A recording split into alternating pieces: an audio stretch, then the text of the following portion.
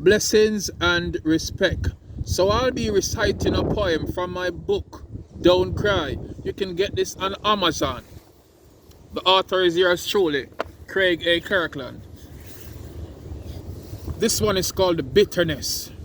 And big respect to all my fans all across the globe. No to domestic violence, no to domestic abuse.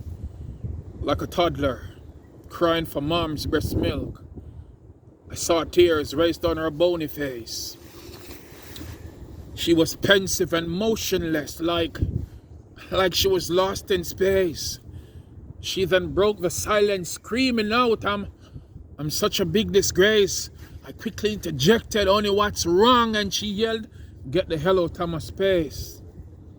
All you men are just the same, cheat lies, you all take love for a game.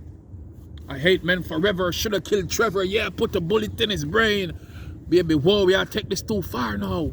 Are you drunk or insane? Craig, you're not gonna understand me, you can't feel my pain.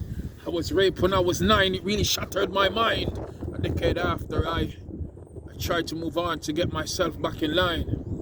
I thought Tom was the best thing until he slept with my sister. So I had sex with his best friend and WhatsApp him the flipping picture. All my life I've been hurt, late to start attending church, searching for comfort.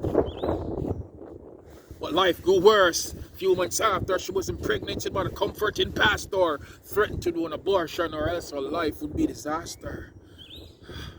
I tried to convince her, telling her she's still precious and worth more than diamonds and gold.